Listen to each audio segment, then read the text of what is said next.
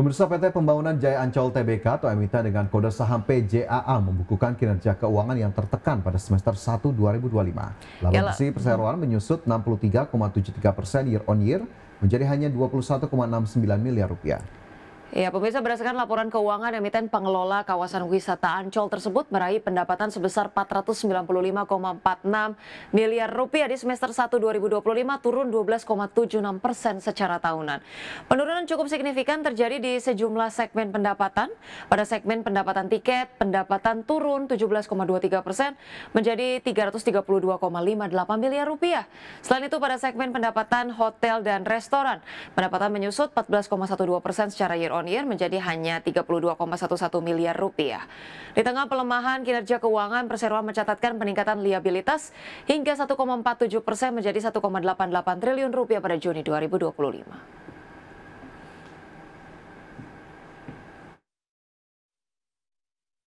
Pemirsa, perusahaan penyedia layanan mobilitas PT Adi Sarana Armada Tbk atau ASSA sukses menorehkan kinerja positif di semester pertama 2025. Peningkatan pendapatan dan laba bersih menjadi pencapaian signifikan di tengah tantangan ekonomi. Pada semester 1 2025, PT Adi Sarana Armada Tbk atau ASSA mencatatkan pendapatan sebesar 2,84 triliun rupiah, tumbuh 20% dibandingkan periode yang sama tahun sebelumnya.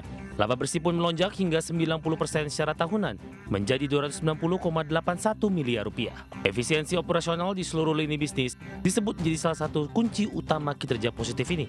Segmentasi logistik menjadi kontributor terbesar, menyumbang 42% dari total pendapatan. Dari total ini, logistik menghasilkan 1,19 triliun rupiah, disusul rental sebesar 804,17 miliar rupiah, dan mobil bekas 522,43 miliar rupiah. Bisnis rental sendiri akan diremaja dan diperkuat dengan armada baru, dengan capital expenditure yang dianggarkan antara 1,3 hingga 1,5 triliun rupiah. Pengembangan ekosistem mobil bekas di bawah ASLC juga terus dipercepat. Tahun ini 4 showroom Caroline.id ditargetkan beroperasi. 2 diantaranya sudah dibuka di Cibubur dan Bandung. Berbagi sumber Adex Channel. Kembali bersama kami di Market Buzz, pemirsa, kita ke informasi dari emiten pasar modal Indonesia, di mana saham PT Unicharm Indonesia Tbk dengan kode saham UCID terus mengalami penurunan hingga mencapai level terendah sepanjang masa atau all time low.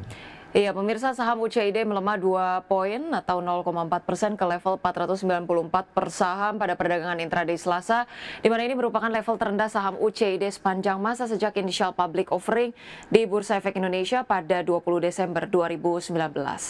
Saham UCID terus berada dalam tren melemah akhir-akhir ini. Sejak awal 2025, saham produsen popok bayi dan popok dewasa ini telah melemah 35% secara year to date. Saat IPO beberapa tahun lalu, saham UCID pertama kali diperdagangkan di level 1.500 per saham. Artinya harga saham emiten ini telah merosot 67,07% dari harga saat IPO.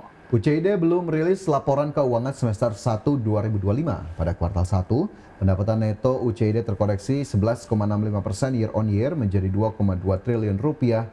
Laba bersih yang dapat diatribusikan kepada pemilik entitas induk juga menyusut 83,18% secara tahunan menjadi 21,63 miliar rupiah pada akhir kuartal 1 2025. UCID sendiri memproduksi berbagai macam produk, diantaranya adalah pembalut wanita, popok bayi, dan pembalut dewasa.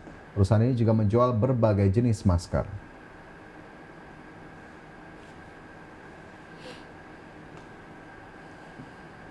Kita ke emiten lainnya, pemirsa, di mana lonjakan pendapatan emiten dengan kode saham DOOH turut mendorong laba bruto melesat hingga 91,48% secara tahunan atau mencapai 26,84 miliar dari sebelumnya 14,02 miliar. Ya, sejalan dengan itu beban pokok pendapatan DOOH meningkat sekitar 1,57% secara tahunan menjadi 46,64 miliar selama periode Januari hingga Juni 2025.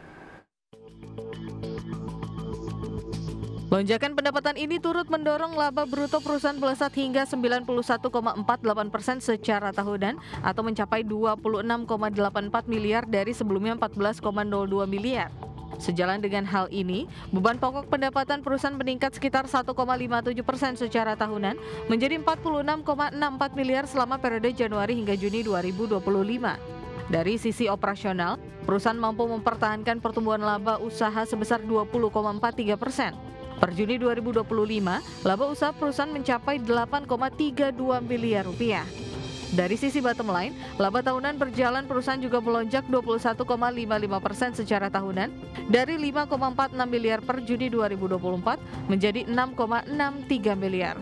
Dari sisi neraca, perusahaan tercatat memiliki aset sebesar 306,72 miliar, sementara total ekuitas dan liabilitas perusahaan masing-masing mencapai 219,7 miliar dan 80,48 miliar. Berbagai sumber IDX Channel. Pemirsa, terima kasih Anda masih bersama kami di Market Pass. Pemirsa, indeks harga saham gabungan atau IHSG ditutup menguat tipis 0,04% dan bertahan di level 7.600-an usai mengalami fluktuasi tinggi. IHSG secara dominan dipengaruhi oleh saham SMMA yang berbalik melemah dalam usai menyentuh rekor tertinggi sepanjang masa atau new all-time high. Indeks harga saham gabungan ditutup menguat tipis 0,04% ke 7.617,9 di akhir perdagangan Selasa. Secara intraday, IHSG bergerak dengan memiliki volatilitas tinggi. IHSG dibuka di zona merah dan menutup sesi pertama dengan kenaikan 0,12%. Di akhir sesi kedua, IHSG sempat naik 0,86% sebelum akhirnya tiba-tiba ditarik ke bawah di penutupan. Indeks sektoral dengan kenaikan terbesar adalah sektor barang baku naik 1,75%, sektor teknologi menguat 1,3%, dan sektor energi melaju 1,02%. Sedangkan indeks sektoral yang melemah adalah sektor keuangan yang turun 1,49% dan sektor transportasi dan logistik melemah 1%. Indeks hari ini dibawa naik turun oleh emiten PT Sinarmas Multi Arta Tbk yang tercatat menjadi pemberat utama IHSG, turun dalam 12,56% di level Rp25.800 per saham, usai menyentuh level new all-time high di level Rp25.800 per saham dengan minus kontribusi 21,54 indeks point. Lalu saham PT Bank Sentral Asia Tbk ditutup melemah 1,18% di level Rp8.400 per saham dengan kontribusi minus 7,14 indeks point. Sementara saham grup Prayogo Pangestu di Barito Pacific Tbk menjadi penggerak utama IHSG ditutup menguat 5,67% ke level Rp2.610 per saham dengan kontribusi 8,69 indeks point ke penguatan IHSG. Emiten Bakri, saham PT Bumi Resources Minerals Tbk ditutup menguat 6,33% di level Rp470 per saham dan menyumbang 3,14 indeks point ke penguatan IHSG. Pada perkembangan lain, di tengah tekanan eksternal, pemerintah menyampaikan ada optimisme bahwa pertumbuhan ekonomi tahun ini masih bisa menyentuh 5%. Namun sinyal waspada tetap diberikan, terutama karena sektor manufaktur belum sepenuhnya pulih dan tekanan global belum reda. Berbagai sumber IDX Channel.